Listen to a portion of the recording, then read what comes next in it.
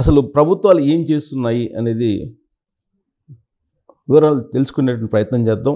ప్రస్తుతం మన దగ్గర foundation for democratic reforms founder doctor Jayaprakash Naidu గారు ఉన్నారు. ఇంటరాక్ట్ అవుతాం. సార్ నమస్తే. నమస్తే సుబ్బారావు. సార్, ప్రకృతి విపత్తులు రావడం అనేది సహజం. అయితే ప్రభుత్వాలు వ్యవహరిస్తున్నటువంటి తీరు, స్పందిస్తున్న తీరు ఎలా అనిపిస్తుంది? మనం నిజాయితీగా మాట్లాడాలంటే ఇప్పుడు ఈ గత 10 రోజులుగా వచ్చిన వర్షాలు, వరదలు నేపథ్యంలో తాత్కాలికమైనటువంటి రక్షణ కావచ్చు, సహాయక చర్యలు కావచ్చు, రెస్క్యూ అండ్ రిలీఫ్ అయితే ఏర్పాటు 2 రాష్ట్రాలు కూడా ప్రభుత్వాలు ఉన్నంతలో సమర్థంగా స్పందించినాయి. సమస్యలు ఏమన్నా దీర్ఘకాల సమస్యలు, అవి మనం మాట్లాడుకుందాం. ఏం పనులు చేయాలి భవిష్యత్తును కాపాడడానికి అని చెప్పని. మన అదృష్టం ఏంటంటే మన దేశంలో ఇలాంటి విపత్కర పరిస్థితి వచ్చినప్పుడు న్యాచురల్ కెలామిటీ అంటాం, ఈ వరదలు కావచ్చు, లేకపోతే తుఫాన్లు కావచ్చు, మనకి ఈ ప్రాంతాల్లో భూకంపాలు పెద్దగా ఉండవు. ఇంకేదైనా విపత్కరం కావచ్చు. గతంలో ఉప్పెన వచ్చింది 1977లో. మనకి పాలనలో చాలా స్పష్టత, మిగతా సందర్భాలు ఎట్లా ఉన్నా కూడా ఈ సందర్భంలో పాలనలో చాలా స్పష్టత వచ్చేస్తుంది. ప్రతి జిల్లాకి జిల్లా కలెక్టరు పూర్తి బాధ్యత, సమన్వయం చేసే అధికారము, మరి కావలసిన వనరులు పూర్తిగా ఉంటాయి. ఉదాహరణకి రాష్ట్ర అసెంబ్లీ అంగీకారం లేకున్నా సరే, బడ్జెట్లో కేటాయింపులు లేకున్నా సరే, ఈ సమయంలో అధికారులకి, ప్రభుత్వం కూడా అక్కర్ల, అధికారులకి TR 27 అని చెప్పని, ట్రెజరీ రూల్ 27 అంటారు, ఒక నిబంధన ఉన్నది.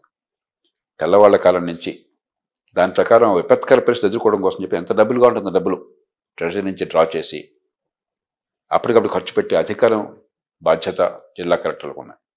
తర్వాత లెక్కలు చెప్పాలి.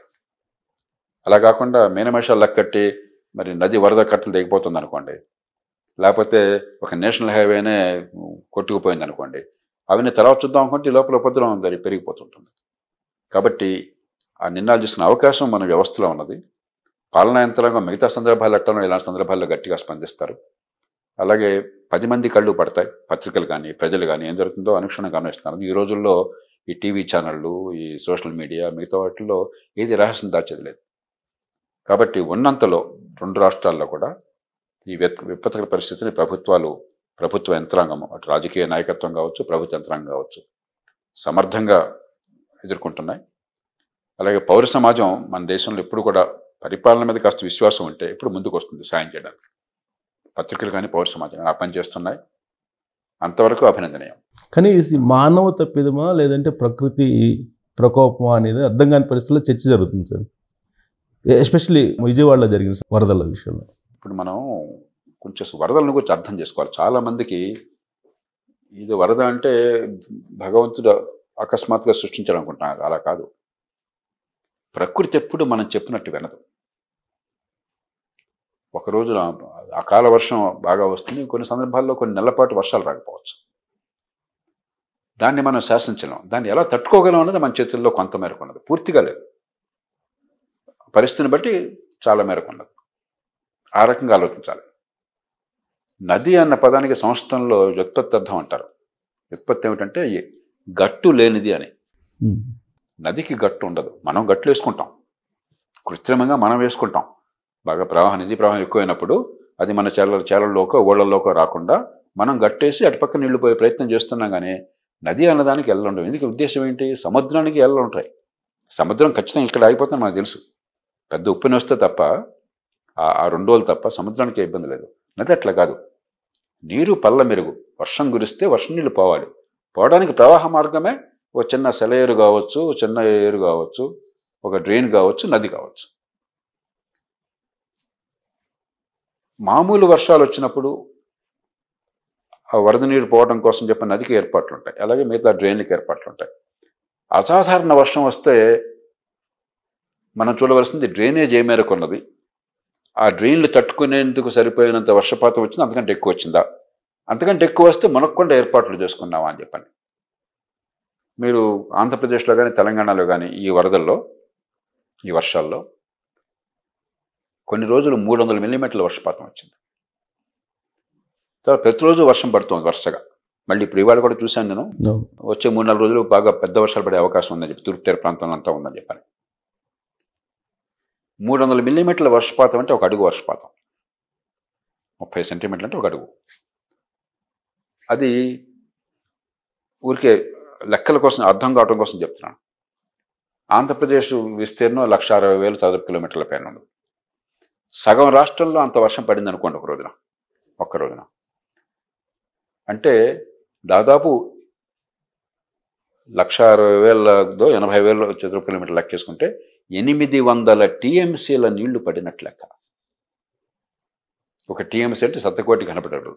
ప్రకాశం బ్యారేజ్ మొత్తం కలిపితే 1.5 లేక 2 టీఎంసీ నీళ్లు కూడా ఉండవు అక్కడ, అంతే, 2 ఉంటాయి, బాగా ఉంటాయి. 800 టీఎంసీ నీళ్లు పడినట్లు లెక్క ఒక్క 24 గంటల్లో. అంత నీళ్ళు 24 గంటలు తీసేయాలని చెప్పంటే గోదావరి నది ఉధృతంగా అతి ఎక్కువ వరద వచ్చినప్పుడు ప్రవాహంకి 3 రెట్లు ప్రవాహం కావాలి. 800 టీఎంసీ నీళ్ళు గోదావరి నది బాగా మ్యాక్సిమం ఫ్లడ్ వచ్చినప్పుడు 32,000 క్యూసెక్లు మనకు వచ్చింది. ఒకసారి 35,000 కూడా వచ్చినట్టు గుర్తు నాకు. 32 లక్షలు ఒకసారి, 35 లక్షలు ఇంకోసారి క్యూసెక్లు వచ్చింది.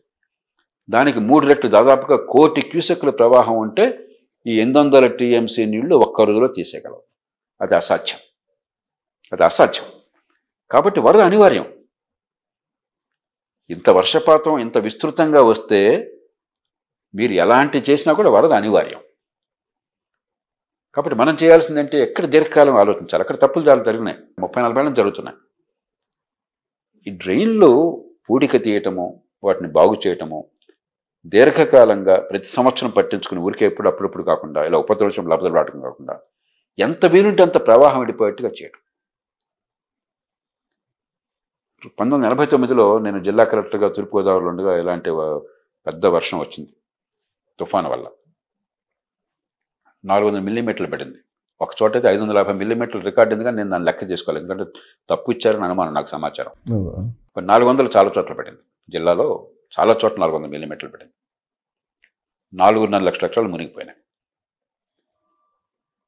సరే, వర్షం వస్తే ఎంతో కొంత తప్పదు, కానీ చాలా రోజులు మునిగిపోయినాయి. 1 రోజు 2 రోజులు తీసేస్తే పంటకు పెద్ద ఇబ్బంది ఉండేది కాదు. పంట వేసేటప్పటికి జూలై 23 తారీఖు వచ్చింది. అది వరి పంట 4.5 లక్షల ఎకరాలు నష్టపోయింది. అప్పుడు నేను కూర్చుని, అదే వర్షం వస్తే 2 రోజులు 3 రోజులు తీసేయాలి కదా, ఇన్ని రోజులు ఉండటం ఏంటి, పంట నాశనం కావటం ఏంటి. మొదటి పంట ఆ రోజుల్లో దైవాధీనం. మీకు బాగా పెద్ద వర్షం వస్తే, తుఫాను వస్తే పంట పోయినట్లయితే రెండో పంట ఖచ్చితంగా పండుతుంది. మొదటి పంట వేసేవాళ్ళు అదృష్టం జరిగితే పండుతుంది, తుఫాను వస్తే పోతుంది పని అని చెప్పని. మొట్టమొదటిసారిగా డెల్టా చరిత్రలో 100 ఏళ్ల చరిత్రలో 100-120 ఏళ్ల చరిత్రలో నేను మొట్టమొదటిసారిగా మళ్ళీ ఇంకోసారి పంట ఏమన్నాను. మొదటి పంట పోయినా కూడా మళ్ళీ నార్మల్ దొరకవు కదా. అందుకని నేను మొత్తం తూర్పు తీర ప్రాంతంలో బెంగాల్ నుంచి తమిళనాడు దాకా ఎక్కడ నార్మల్ ఉన్నా సరే లారీలు పంపించి, కొన్ని 100 లారీలు పంపించి కొనుగోలు చేసేసి ఎక్కడికక్కడ రైతులకి ఉచితంగా ఇచ్చేసి మీరు పంట వేసుకోండి, ఇంకేం గవర్నమెంట్ అడగబోకండి, మిగతా ఏమి ఇచ్చినా కూడా మీకు దీనికి సమానం కాదు. ఈ పంట పండితే అదృష్టం కలిసి వచ్చి బాగా చూసుకుంటే మనకి అన్నీ పోయినట్టే అని చెప్పాను. అదృష్టం కొద్దీ రైతులంతా ముందుకు వచ్చారు, పంట వేసుకున్నారు, నార్మల్ వచ్చినాయి కాబట్టి వెంటనే వేసారు, పంట బ్రహ్మాండంగా పండింది. తర్వాత రైతులతో కూర్చుని నేను, మరి విశ్వసనీయత ఉంది కదా, ఈ పని జరిగింది కదా, అందుకని ముందు ఈ వర్షం పడుతున్నాం, తీర ప్రాంతంలో ఉన్నాం, తుఫాన్లు వస్తుంటాయి, పెద్ద వర్షాలు వస్తుంటాయి, వర్షం రాకపోతే బాధపడతాం, వర్షం వస్తే బాధపడతాం. ప్రెషర్ ఇట్లా ఉంటే ఎట్లాగా, వర్షం వస్తే వరదలు రాకూడదు కదా, ఇన్ని రోజులు నీళ్లు తీయకుండా ఉండకూడదు కదా, ఈ డ్రైన్లు మనం బాగు చేయాలి. ఎందుకంటే డ్రైన్లు రైతులే ఆక్రమించుకున్నారు చాలా చోట్ల. ఇంకొక సెంటు స్థలం వస్తే మనకేదో పొలం పెరుగుతుందని ఆశ కదా, రైతు ఏం దురుద్దేశంతో చేయట్లా. అలాగే తుంగ మరొకటి పూడికిపోయింది, మట్టి పడిపోయింది, సిల్ట్ వచ్చేసి డ్రైన్లను కూడా పూడికిపోయిపోయినాయి, ప్రవాహం వెళ్ళట్లేదు. అందుకని అవన్నీ ఎంకరేజ్మెంట్స్ని తొలగించాం. రైతులంతా ముందుకు వచ్చారు, స్వచ్ఛందంగా ముందుకు వచ్చారు. అర్థమైన తర్వాత, నష్టం ఏంటో అర్థమైన తర్వాత సంతోషంగా ముందుకు వచ్చారు. న్యాయంగా జరిగింది పని అంతా కూడా. ఉన్నంతలో ఉన్న వనరులతో పూడికలు తీసి ఏర్పాటు చేశాం. కానీ అది చాలు, చాలా కాలం పట్టించుకోకపోవడం చేత డ్రైన్లు అధ్వానంగా ఉన్నాయి. అప్పుడు పథకాన్ని తయారు చేశాను, కృష్ణా డెల్టా, గోదావరి డెల్టా. కృష్ణా డెల్టాలో మనకి కృష్ణా, గుంటూరు, ప్రకాశం జిల్లా దాకా ఉంది. ఇక్కడేమో తూర్పు పశ్చిమ గోదావరి జిల్లా. ఈ 5 జిల్లాలకి కావాల్సినటువంటి ఈ డ్రైనేజీ ఎలా ఇంప్రూవ్ చేయాలని చెప్పనేది ఒక బృహత్ పథకం తయారు చేశాను ఇంజనీర్లతో కూర్చొని. అప్పటికి ప్రభుత్వం మారింది. జూలై 23న వరద వస్తే మరి అక్టోబర్లో ప్రభుత్వం మారింది. నేను కొత్త ప్రభుత్వం వచ్చాక ముఖ్యమంత్రి చెన్నారెడ్డి గారిని కలిసి దానికి ఈ నివేదిక ఆయన ముందు పెట్టి ఇది చేయాలని గట్టిగా వాదించాను. ఆయన 2-3 సార్లు చూసి జయప్రకాష్ని తప్పకుండా చదువుతానన్నారు. నేను నమ్మలా, ముఖ్యమంత్రి గారి టైం ఎక్కడ ఉంటుంది, మన ధర్మాన్ని నిర్వర్తించాము, తర్వాత చూద్దాం ఎట్లా చేయాలని చెప్పి ఆలోచిస్తున్నాను. కానీ ఆయన దాన్ని చదివి పట్టించుకుని ఆ తర్వాత 6 నెలల్లో మళ్ళీ పెద్ద తుఫాను వచ్చింది మనకి. 1990 మేలో వచ్చింది ఆయన ముఖ్యమంత్రిగా ఉండగా. దాన్ని అవకాశంగా తీసుకుని ప్రపంచ బ్యాంక్కి వెళ్ళి అక్కడ వాళ్ళతో గట్టిగా కూర్చుని ఈ drainage reconstruction, irrigation drainage reconstruction project సాధించి దాన్ని అమలు చేశారు. 91, 93 మధ్య ఇది అమలైంది. ఆ తర్వాత మళ్ళీ 30 ఏళ్ళు మనం పెద్దగా పట్టించుకోవాలి. నిరంతరం ప్రతి సంవత్సరం కొంత దానికి కేటాయించాలా. తర్వాత డ్రైనేజీల్లో ఒకచోట పుడి తీస్తే లాభం లేదు. ఇవన్నీ బ్రహ్మాండంగా చేసాం, ఒక్కచోట బాటిల్ లెక్క ఉంది, మొత్తం వెనక తగ్గుతుంది. ఒక తూము ఉంది, తూము అంతా బ్రహ్మాండంగా ఉండి ఒకచోట పెట్టుకుంటే కాలం ఉంది, కాలం అంతా బ్రహ్మాండంగా ఒకచోట అడ్డండి, మిగతా అంతా బాగుందంటే ఉపయోగం. 96% లాభం లేదు, 100% కావాలా. మొత్తం ప్రవాహానికి అడ్డు లేకుండా ఉండాలి, లేదంటే పైభాగం మునిగిపోతుంది. కాబట్టి మనకేదో 96% పని అయిపోయిందంటే ఉపయోగం ఏం లేదు. ఇరిగేషన్లో కానీ డ్రైనేజీలో కానీ డ్యామ్ ఉంది, 96% పని అయిందంటే ఈ జస్ట్ గేట్ మాత్రం లేదంటే ఆ గేట్ చాలు నీళ్ళు పోవడానికి. కాబట్టి పూర్తిగా జరగాలి. ఇక ముందు ఆ పని పట్టించుకోవాలి. రెండోది మనం అర్థం చేసుకోవాల్సింది, వర్షపాతం పెరుగుతోంది మనకి. భూతాపం వల్ల ప్రపంచమంతా కూడా మాకు ఎండ నీళ్ళు ఎక్కడని బాధపడుతున్న పరిస్థితుల్లో మన అదృష్టం కొద్దీ భారతదేశానికి వర్షాలు పెరుగుతున్నాయి. గత 20 ఏళ్ళుగా మనం చూస్తాం. కానీ వర్షాలు నెలకు 3 వానలు పడవు, హెచ్చుతగ్గులు ఉంటాయి. విపరీతంగా కుంభవృష్టి 6 నెలలు పడుతుంది, లేకపోతే వర్షం లేకుండా 2 నెలలు ఉండొచ్చు. అది మన చేతుల్లో లేదు. మామూలుగా మనలాంటి దేశం, నీటి కొరత ఉన్న దేశంలో వర్షం పడితే అదృష్టం, దాన్ని ఉపద్రవంగా మార్చుకోకూడదు. కాబట్టి ఇంకా ఎక్కువ వర్షాలు పడే అవకాశం ఉన్నది, వరదలు వచ్చే అవకాశం ఉన్నది, దాన్ని తట్టుకోవడానికి వీలుగా మనం చేద్దామని ఇప్పుడు మనకు క్లారిటీ ఉండాలి. అంతేకాకుండా అలా కాకుండా మళ్ళీ ఇప్పుడు 10 ఏళ్ల తర్వాత వరద వస్తుంది, వచ్చే 5-10 ఏళ్ళు పెద్దగా రాకపోవచ్చు, ఆ 10 ఏళ్ల తర్వాత ఇంకొక ప్రభుత్వంలో ఎవరో ఉంటారు, మళ్ళీ మామూలు లబదబా, మళ్ళీ అది లాభం లేదు. సార్, మీరు అప్పుడు ఇచ్చిన కృష్ణా గోదావరిది ప్లానింగ్ అది యాస్టిస్గా ఇంప్లిమెంట్ అయిందా లేదా నిర్వహణ జరగలేదు? అంటే నిర్వహణ లోపం ఉంది ఇప్పుడు దానికి. ఒకసారి చేశారు, ఒకసారి చేస్తే కదా మనం, అది జరిగి 93లో అయిపోయింది. 2024 30 ఏళ్ళు మనం పనిచేయాలిగా. మళ్ళీ ప్రతి సంవత్సరం పూడికి పడుతూ ఉంటుంది కదా, తొంగ వస్తూ ఉంటుంది, పూడికి పడుతూ ఉంటుంది, కొన్నిసార్లు ఆక్రమణ కూడా వచ్చి ఉంటుంది, మనకు తెలియదు. ప్రతి సంవత్సరం మెయింటెనెన్స్ ఉండాలి కదా. సో దాని నిర్వహణ లోపం అది చేయాలి. ఎలా ఉందో నాకు తెలియదు ప్రస్తుతానికి, నేను చెప్పేది. అలాగే నదులు ఉన్నాయి, కృష్ణానది ఉంది, 10 లక్షల క్యూసెక్లు అంటే కృష్ణానదులు అద్భుతం. గత 50-60 ఏళ్ళ కృష్ణానదుల వరదలు 2 సార్లు వచ్చి ఉంటాయి అంతే. గత 30 ఏళ్ళలో 2009 అక్టోబర్లో వచ్చింది, మళ్ళీ ఇప్పుడు వచ్చింది. 2022లో కూడా వచ్చినట్టుంది సార్, ఒకటి 12 లక్షల క్యూసెక్లు ఏదో వచ్చిన. నేను తెలియదు, నేను మిస్ అయ్యాను బహుశా. మరి కోవిడ్ టైంలో బహుశా, కోవిడ్ టైం మనసుకు అంటుకోలేదు బహుశా. అంటే పెద్ద వర్షం పడ్డది, పైనుంచి వచ్చి ఉంటుంది బహుశా ఎక్కువగా ప్రవాహం. 2009లో మీకు గుర్తుందో లేదు, అక్టోబర్లో శ్రీశైలం నుంచి కిందకి 16 లక్షల క్యూసెక్ల పైన విడుదల చేయాల్సి వచ్చింది, పెద్ద ఎత్తున పైనుంచి వరద రావడం చేత. మన అదృష్టం కొద్దీ నాగార్జున సాగర్ నిండలా అప్పుడు.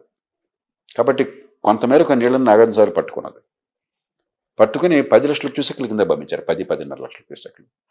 2010లో 10.5 ఎంతో 11 లక్షల లోపల అయింది. అయినా కూడా మనకి కట్ట తగ్గింది ఒక చోట, రేపల్లో. మనం అప్పుడున్న అదృష్టం లేకుండా 16 లక్షల క్యూసెక్లు కింద కూడా వదిలేయాల్సి వచ్చింది అనుకోండి, నాగార్జున సాగర్ నిండుంది అనుకోండి, పైనుంచి వదులుతున్నప్పుడు ఏమైపోయేది? మరి ఖచ్చితంగా ఓవర్ఫ్లో అవుతుంది. కాబట్టి కృష్ణానది గోదావరికి మనం 35-36 లక్షల క్యూసెక్ల దాకా నీళ్ళు, అది చాలా ఉధృతమైన ప్రవాహం, అయినా కూడా తట్టుకునే శక్తి ఉన్నది. ఆయన కొన్ని చోట్ల తీసుకుంది. కానీ కృష్ణకి 11-12 లక్షలు దాటి మనకు అవకాశం లేదు. కాబట్టి నా దృష్టిలో ఎప్పుడైనా జరగచ్చు, వస్తే 10 ఏళ్ళకో 20 ఏళ్ళకో 15-16 లక్షల క్యూసెక్లు వచ్చినప్పుడు తట్టుకున్నట్టుగా ఏర్పాటు చేయాలి. రెండోది. మూడోది, మీరు ఏమి చేసినా కూడా వర్షం కుంభవృష్టిగా ఒక్కరోజున విస్తృతంగా కనుక పెద్ద ఎత్తున పడ్డట్టయితే ఆ నీళ్ళని వెంటనే తీసేసే అవకాశం ప్రపంచంలో ఎక్కడా లేదు, మన దేశంలో కాదు. న్యూయార్క్లో ఉండదు, షికాగోలో ఉండదు, మరో నగరంలో ఎక్కడ ఉండదు. ఎందుకంటే ప్రకృతి దాని డ్రైనేజ్ కెపాసిటీ ఇంతే ఉంటుంది. మనం అన్ని ఆక్రమించుకున్నాం. నీళ్లు పోయే స్థలం, నీరు పళ్ళ మెరుగు, నిజం దిగడుగు, నీరు పోయే స్థలంలో మనం ఆక్రమించుకున్నాం. పట్టణీకరణ ఏమవుతుంది మనకి? టౌన్ ప్లానింగ్ చేస్తున్నప్పుడు మనం ఊరికి మ్యాప్ చూస్తున్నాం, భూమి ఎవరిదో చూస్తున్నాం, ఖాళీగా ఉందో చూస్తున్నాం, లేఅవుట్లు అంటున్నాం, వాళ్ళకి గీతలు గీస్తున్నాం. టౌన్ ప్లానింగ్ చెప్పని కాంటూర్ సర్వే కావాలి. ఏ లెవెల్లో భూమి ఉంది మ్యాప్లో కనిపించదు, కాంటూర్ మ్యాప్ ఉంటే తప్ప. ఈ రోజుల్లో ఈ టెక్నాలజీతో, డిజిటల్ టెక్నాలజీ ఉంది మనకి, ఇప్పుడు GPS సర్వే చేయొచ్చు. దాంతో చాలా తక్కువ ఖర్చు చేసి 4-5 కోట్లతో చేసేయచ్చు. లండన్ నగరం కానీ, ప్యారిస్ నగరం కానీ, ఇవన్నీ కూడా 300-400 సంవత్సరాల క్రితమే ఈ కాంటూర్ సర్వేలు పక్కాగా చేసి దాని ప్రకారం వాళ్ళు రోడ్లు కానీ, వాటర్ లైన్స్ కానీ, లేకపోతే స్టామ్ వాటర్ డ్రైనేజ్ కానీ, లేకపోతే సివరేజ్ కానీ ఆ రకంగా ఏర్పాటు చేసుకున్నారు. మనం ఏంటి అసలు భూమిలో హెచ్చు తగ్గాలు వేరు, మన ఇన్ఫ్రాస్ట్రక్చర్ వేరు. అది మన తప్పు. అయింది, అది అయిపోయింది. ఇప్పటికైనా కాంటూర్ సర్వేలు చేసి ఇక ఖచ్చితంగా వర్షం బాగా వస్తే ముప్పు గురవుతున్న ప్రాంతాల నుంచి అంటే ఒక్కరోజు చేయక్కర్లా, ఒక 10 ఏళ్ళు ప్లాన్ వేసుకోండి. విజయవాడలో ఉదాహరణకి ఒక 30,000 కుటుంబాలు దాదాపుగా లోతట్టు ప్రాంతాల్లో ఉన్నాయని గుర్తించారని చెప్తున్నారు. ఒక్కరోజు మీరు చేయలేకపోవచ్చు, ఒక 10 ఏళ్ళు తీసుకోండి టైం, ఒక ప్లాన్ వేసుకోండి. ఈ 30,000 కుటుంబాలని వేరే ఎలా తరలించాలి, ఇక్కడ ఈ భూములను ఏం చేయాలి, వాళ్ళకి నష్టం లేకుండా చేయాలి, దాన్ని అందరూ కూర్చొని దాన్ని అమలు చేద్దాం. అంతకంటే ముఖ్యం ఇప్పటికున్న పట్టణీకరణ చాలా తక్కువ. పెద్ద దేశాల్లో భారతదేశం అంత తక్కువ పట్టణ జనాభా ఉంది ఇంకే దేశం లేదు. 30-35% ఉన్నాం. ప్రపంచం అంతా 60%, 70%లో ఉంటారు. అమెరికాను, యూరోప్ అయితే 90-95%లో ఉంటారు. కాబట్టి ఆధునిక యుగంలో అభివృద్ధి అంటే పట్టణీకరణ అనివార్యం. కాబట్టి అయిందేదో అయింది, దాన్ని ఎలా చేయాలో వచ్చే 10 ఏళ్ళు టైం తీసుకుందాం.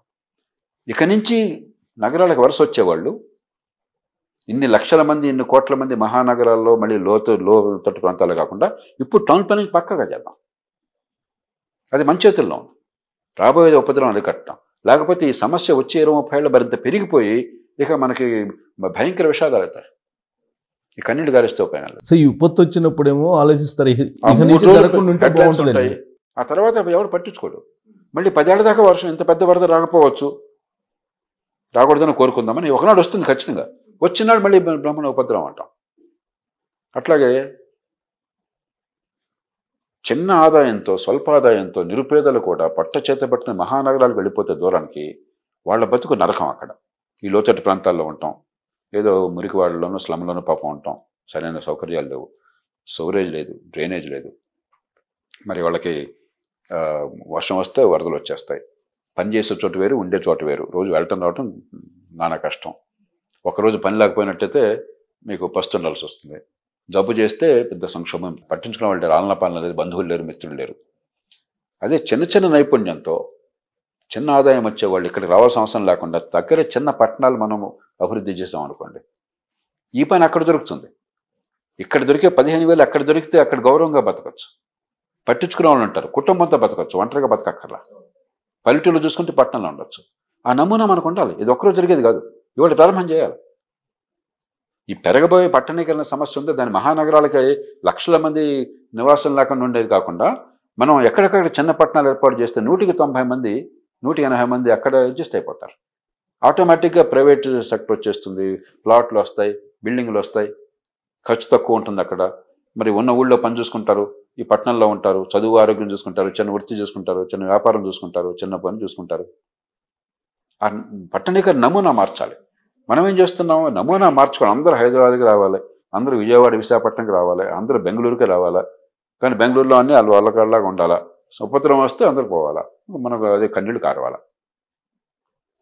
కొంచెం భవిష్యత్తుకు చాలు. సార్ ఆల్రెడీ ఈ ప్లాన్ అబ్దుల్ కలాం గారు తయారు చేసినట్టున్నారు సార్. రూర్బన్ ప్యూరా అని చెప్పని ఆయన అనేవాడు, providing urban amenities and rural areas అని చెప్పన్నాడు ఆయన.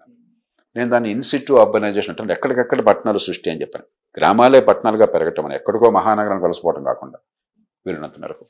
కాబట్టి ఇవన్నీ ఆలోచనలు కొంతమంది చేశారు దూరదృష్టిన వాళ్ళు. మనం దాన్ని అంతా కాగితాల్లో పెట్టాము, పట్టించుకో ఇంప్లిమెంటేషన్. కాబట్టి ఇప్పుడు నా దృష్టిలో ప్రభుత్వ యంత్రాంగం ఈవేళ ఉన్న పరిస్థితి స్పందిస్తారు కానీ లేని పరిస్థితి స్పందించలేరు కదా. ఉన్న పరిస్థితుల్లో బాగానే స్పందిస్తున్నారు. మనం సాయం చేయాలి 10 మందికి తప్ప తిట్టిపోయడం కాదు కావాల్సింది. యంత్రాంగంలో ఎన్ని లోపాలున్నా కూడా ఈ ఉపద్రవం వచ్చినప్పుడు కానీ ఎన్నికలప్పుడు కానీ యంత్రాంగం బాగా పనిచేస్తుంది. ఇప్పుడు బాగా పనిచేస్తున్నారు ఉన్నంతలో.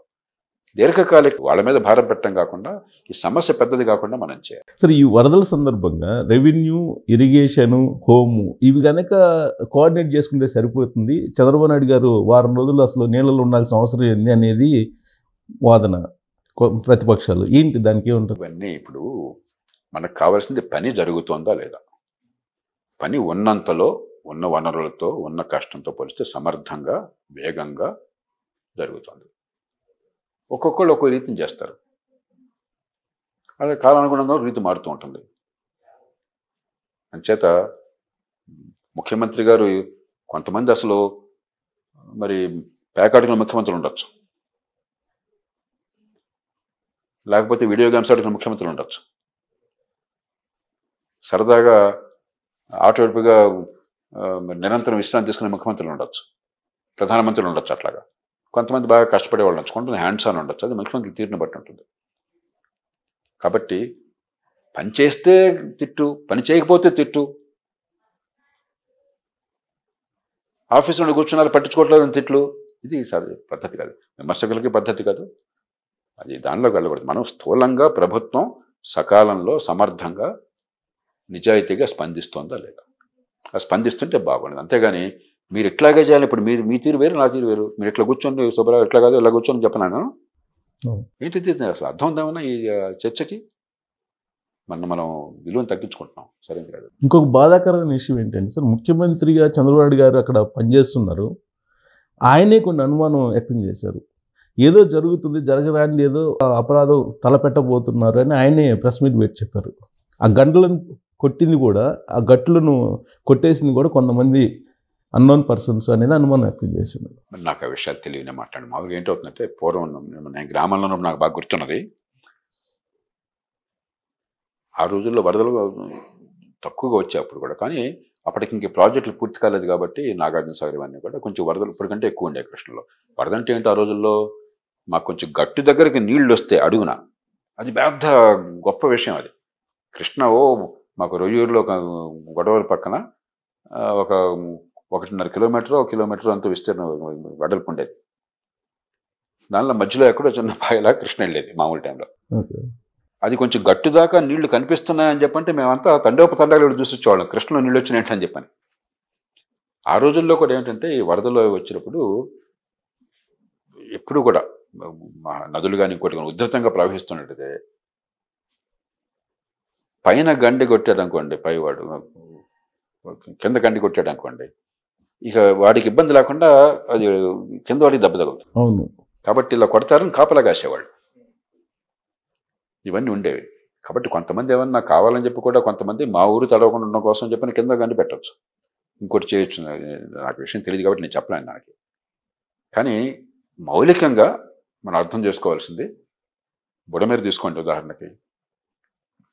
బుడమేరుకి 1000-1500 చదరపు కిలోమీటర్లు పరివాహక ప్రాంతం ఉన్నది. 300 మిల్లీమీటర్ల వర్షం పడితే ఒక్క రోజులో 15 టీఎంసీ నీళ్ళు వచ్చినాయి.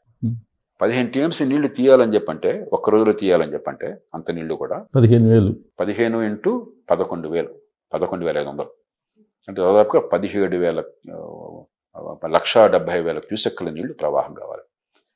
బుడమేరు మామూలుగా మంచి ప్రవాహం వస్తే 2,400 క్యూసెక్కులు, 2,500 క్యూసెక్కులు. బాగా వరద వస్తే 10,000 11,000 1,70,000 1,20,000 క్యూసెక్కుల ప్రవాహం కావాలి. అంత ప్రవాహం వచ్చేట్టయితే మరి ఖచ్చితంగా ముంపు వస్తుంది. మీరు దానికి ఇక గట్టు కొట్టినా కొట్టపోయినా కూడా ముంపు వస్తుంది. కాబట్టి మనం ఏంటంటే దీర్ఘకాలం దృక్పథంతో ఆలోచించాలి. ఆ క్షణంలో ఇప్పుడు నా ఇంటికి వచ్చేది మీ ఇంటికి వచ్చిందా, మీ ఇంటికి వచ్చి నా ఇంటికి వచ్చిందా, నేను అడ్డు పెట్టాను అనేది తాత్కాలికం. ఇది మొత్తం సమాజాన్ని కాపాడలేదు. పట్టణీకరణ ఇలా జరుగుతున్నంత కాలం మనకి పట్టణాల్లో ముంపు నివారించాలని చెప్పంటే వేగంగా పోయేందుకు డ్రైనేజ్ వ్యవస్థను శాశ్వతంగా బాగు చేయడము, దాని కెపాసిటీ పెంచడము. అది రివర్ అయినట్టయితే వీళ్ళని వరకు బండ్స్ పెట్టి బొరమేరులో 70,000 క్యూసెక్లో 1,00,000 క్యూసెక్స్ వస్తుంది చెప్పిన బండి 30 అడుగులు వేస్తారా మీరు? సాధ్యం కాదు. అదేం గోదావరి నది కాదు, కృష్ణానది కాదు, అలా చేయలేం మనం. కాబట్టి వీళ్ళని వరకు ప్రవాహాన్ని పెంచే ప్రయత్నం చేయటము, అది కాకుండా ఉన్నట్టయితే లోతట్టు ప్రాంతాల నుంచి తొలగించటము, ఈ డ్రైనేజ్ గడ్డు తొలగించడము, ఇలా తప్ప వరద వస్తే ప్రతి వరదకి మనం ప్రత్యేకంగా పెద్ద కారణాలు రకరకాల. సో బుడమేరుకు వచ్చేటప్పుడు సార్ డైవర్షన్ ఛానల్ గేట్లు సరైన సమయంలో ఎత్తలేదు, అందుకే దానికి మళ్ళీ ఇంకొక లాజిక్ చెప్తున్నారు, అదేదో చంద్రబాబు నాయుడు గారి ఇల్లు మునిగిపోద్ది కాబట్టి ఇక్కడ ఎత్తలేదు, ఇలా ఎన్ని ఎక్కువ మనకి అసలు చెప్పి. అందుకే నేను వరద అంటే ఏంటో చెప్పడానికి ప్రయత్నం చేశాను. మీరు ఏం చేసినా కూడా అంత ప్రవాహాన్ని తట్టుకునేటువంటి వ్యవస్థ సాధ్యం కాదు. మన బ్రిటన్లో బ్రిటన్ మనతో పోలిస్తే ఎంత నాగరికమైన దేశం. చాలా ప్రాంతాల్లో గత నెల వరదలు వచ్చినాయి బ్రిటన్లో. వాళ్ళకి ఇవన్నీ చేత కాకనా? దుబాయ్లో కూడా వచ్చినాయి కదా ఈ మధ్య, ఎడారి ప్రాంతంలో. కాబట్టి అకాల వర్షం, ఇది అకాల వర్షం కాకపోయినా అధిక వర్షం అనూహ్యమైన స్థాయిలో వచ్చినట్టయితే ఎంతో కొంత వరద అనివార్యము. వరద నుంచి మనం తప్పుకోవాలి తప్ప వరద మన నుంచి తప్పుకోదు. వరద పల్లానికి వెళుతుంది అనివార్యం, పల్లంలో లేకుండా మనం ఉండాలంతేను. ఈ మాటలు వినడానికి కష్టంగా ఉండొచ్చు, కానీ పెద్దానికి మన దగ్గర మంత్రాల సొల్యూషన్స్ లేవు. ప్రకృతి మనకంటే చాలా గొప్పది. మన దగ్గర ఉన్నవి డ్రైనేజ్ వ్యవస్థను బాగు చేయటము, నదులు గట్లు పెంచడం, దగ్గర కృష్ణానది ఇంకా ఎక్కువ ప్రవాహం తట్టుకునే ఏర్పాట్లు చేయటము, మొత్తం జిల్లాలని మునిగిపోకుండా, మరి పూడికలు తీయటము, డ్రైనేజ్ అన్నిటికంటే ముఖ్యం పట్టణ ప్రాంతాల్లో లోతట్టు ప్రాంతాలు ఇక నివాసం లేకుండా దీర్ఘకాలికంగా ప్రణాళిక వేసుకుని చేయటము, కొత్తగా వచ్చే వాళ్ళకి వేరే ప్రాజెక్టు పెట్టడము, ఇప్పుడున్న వాళ్ళని క్రమక్రమంగా తరలించి ఏర్పాటు చేయటము. ఇవి తప్ప మీ దగ్గర చిట్కాలు లేవు, ప్రపంచంలో ఎక్కడా లేవు. భవిష్యత్తులో కూడా ఇలాంటి రాకుండా చేయాలంటే సార్, బుడమేరు నుంచి కొల్లేరు దాకా 90% ఆక్రమణలు ఉన్నాయని చెప్పి డిప్యూటీ సీఎం చెబుతున్నారు. మరి దాన్ని తొలగించాలని హైడ్రా అవసరం అంటున్నారు. హైడ్రా లాంటి వ్యవస్థ అవసరం అంటారు. అందుకనే ఇప్పుడు ట్రైన్లో ఆక్రమణలు తొలగించాలని నేను చెప్పేది. దాని ప్రవాహం పెంచడం కోసం ఎంతైనా ప్రయత్నం చేద్దాం. కానీ ఇది కూడా చెప్తున్నాను, కొల్లేరు ఒక చిన్న సాసర్ లాంటిది. విస్తీర్ణం ఉంటుంది కానీ లోతు లేదు. మనం అన్ని మాట్లాడుతాం 3 అడుగులు 5 అడుగులు మాట్లాడుతున్నాం అంతే. అక్కడ కొల్లేరు మొత్తంలో కూడా నీరు ఎంత ఉంటుందో లెక్కేస్తే మీరు చాలా తక్కువ ఉంటుంది. ఆ విస్తీర్ణం కూడా తగ్గిపోయింది అనుకుంటారు. రాజశేఖర రెడ్డి గారి టైంలో దాని కాంటూరు సైజ్ తగ్గి ఏదన్నా కానివ్వండి. ఇప్పుడు అంత నీళ్ళు ఇందా చెప్పాను మీకు పైనుంచి బుడమేరు అయితే 10-15 టీఎంసీ నీళ్ళు వచ్చినాయి అనుకోండి ఒక్కసారి. కొల్లేరు మొత్తం కలిపితే మీకు 2-3 టీఎంసీ నీళ్ళు ఉండవు అక్కడ. ఈ నీళ్ళని పట్టుకోలేదు. అదే సమయంలో కొల్లేరు మళ్ళీ సముద్రంలో పోవాలిగా, నీళ్ళు నిండితే సముద్రంలో ఆటు వచ్చిందనుకోండి, వర్షం ప్రస్తుతం మీరు చెప్పలేదుగా, సముద్రం పోటు వచ్చిందనుకోండి, హై టైడ్ వచ్చిందనుకోండి, సముద్రం ఆటు ఉన్నప్పుడే రావాలన్న వర్షం అని మీరు శాసించగలరా వరుణ దేవుణ్ణి? లేదు కదా. సముద్రంలోకి నీళ్ళు అలా కొల్లేరు నుంచి అప్పుడు నీళ్ళు వెనక్కి తంతాయి. కాబట్టి వరదలు అన్నవి మీ ఆర్డర్ ప్రకారం ఉండదు, మీరు చేయగలిగింది మీ చేతుల్లో ఉంది. ఈ డ్రైన్ ప్రవాహానికి అడ్డు లేకుండా తొలగించడం, సామర్థ్యాన్ని పెంచడం ఎంతవరకు చేయగలమో చేద్దాము. బండ్స్ పెంచి మహానదులు మరి పొంగి పొరలకుండా చేయడం ఎంత చేయగలమో మన చేతుల్లో ఉంది, చేతనైనా చేద్దాము. పైన వీళ్ళంతా రిజర్వాయర్లు అవసరమైన సాధ్యమైతే అవి కట్టి మరి వరద రాగానే కిందకి రాకుండా పైన పట్టుకునే అవకాశం ఉందా? కృష్ణానదికి బ్రహ్మాండంగా చేసాం. కృష్ణానదికి ఎంతకంటే చేయడానికి అద్భుతాలు ఏం లేవు. మహారాష్ట్రలో కానీ, కర్ణాటకలో కానీ, తెలంగాణలో కానీ, ఆంధ్రప్రదేశ్లో కానీ కృష్ణానదికి ఉన్న ప్రాజెక్టులు భారతదేశంలో ఏ మహానదికి లేవు. ఇంకేమైనా ఉంటే పొలి చిత్ర కూడా కట్టాం మనం. ఇక ఇవన్నీ కాకుండా లోతట్టు ప్రాంతాలకి నీళ్లు అనివార్యంగా వస్తాయి. పెద్ద పెద్ద వర్షపాతం వచ్చినప్పుడు, అకస్మాత్తుగా వచ్చినప్పుడు అక్కడ నష్టం లేకుండా, జనావాసం లేకుండా చేయడం దీర్ఘకాలం ఎట్లాగా. ఇలా శాస్త్రీయంగా నేను చెప్పేది ఏం కొత్త విషయం కాదు, ఇది కామన్ సెన్స్, లాజికల్గా ఆలోచించాలి తప్ప ఏదైనా పడగానే నేను మిమ్మల్ని తిట్టి మీరు నన్ను తిట్టి ఉపయోగం లేదు. ఇది ఊరికే ఈ తిట్టు రాజకీయం. గత వారం రోజుల నుంచి అదే ఎక్కువగా కనిపిస్తుంది. అందుకని ఇప్పుడు మీకు అర్థమవుతుంది కదా ఎందుకు నేను టీవీ చూడడం, ఎందుకని పత్రికలు చదవడం. నేను దానివల్ల జ్ఞానం కంటే మూర్ఖత్వం పెరుగుతుంది, వెలుతురు కంటే వేడి వస్తుంది. ఆ వేడి మూర్ఖత్వం పనికిరావు, మనకు కావాల్సిన వెలుతురు జ్ఞానం కావాలి. కానీ దీంట్లో ఒక ఆలోచింపదగ్గ విషయం ఏమో అనుకుంటున్నాను సార్ నేను. ఒకవైపు ఏమో కృష్ణానది ఉధృతంగా ప్రవహిస్తున్న సమయంలో పడవలు కొట్టుకొని రావటం వెనక ఒక కుట్ర ఉంది. డెఫినెట్గా దాని దగ్గర కుట్ర ఉందని ప్రాథమికంగా పోలీసులు కూడా ఇప్పుడు ఆల్రెడీ ఎఫ్ఐఆర్ చేసి దాన్ని విచారిస్తారు. విషయం తెలియకుండా నేను మాట్లాడిన లోకల్ విషయాలు ఏంటో నాకు తెలియదు. సో మొత్తం అది స్లూయిజ్ గేట్లు కూడా కొట్టుకొని పోయే పరిస్థితి. అంటే మనం అంత భయంగా లేదు. బ్యారేజ్ చాలా పటిష్టమైనది. బ్యారేజ్ వెనక నీళ్లు పెద్దగా ఉండవు, 2 టీఎంసీ నీళ్లు బాగా ఉంటాయి. బ్యారేజీకి పుష్కలంగా గేట్లు ఉన్నాయి. ఆ ఉన్న 10-12 లక్షల క్యూసెక్లు మనం ప్రవాహం వస్తుంటే కిందకి పోతే ఏర్పాట్లు ఉన్నాయి. మరి ఒక పడవ ఏదో టచ్ చేసి ఉంటుంది దాన్ని, అదేమీ నాకు అర్థమైనంత వరకు అదేమీ ఆ ఫౌండేషన్స్నో దాన్నో దెబ్బతీసేది ఏం లేదు, మేజర్ డ్యామేజ్ ఏం కాదు. అంచేత మనం ఈ పుకార్లు అదిగో కంపెనీకి పోతుంది. ఒకప్పుడు అంటున్న వాళ్ళు మా చిన్నప్పుడు కనకదుర్గ ముక్కు పుడక దాకా నీళ్ళు వస్తాయి, ప్రపంచంతో మునిగిపోతాయి. ఇవన్నీ ఏం మాట్లాడుతున్నావు? కృష్ణ ఎక్కడుంది, కనకదుర్గ ముక్కు పుడక ఎక్కడుంది, ఏదో మాట్లాడుతుంటాం మనం. ఇవన్నీ ఈ పుకార్లను అతిశయోక్తులతో మంచిది. దానివల్ల ఏమవుతుందంటే నాన్నా పులి అని చెప్పిన ఎక్కువ మాట్లాడి నిజంగా సమస్య వచ్చినప్పుడు దాని పక్కన పెట్టేస్తున్నాం మనం. ఇవన్నీ పుకార్లు, వదంతులు, రకరకాలుగా కుట్రలు, ఇవన్నీ పక్కన పెట్టేద్దాం, ప్రాక్టికల్గా ఆలోచన.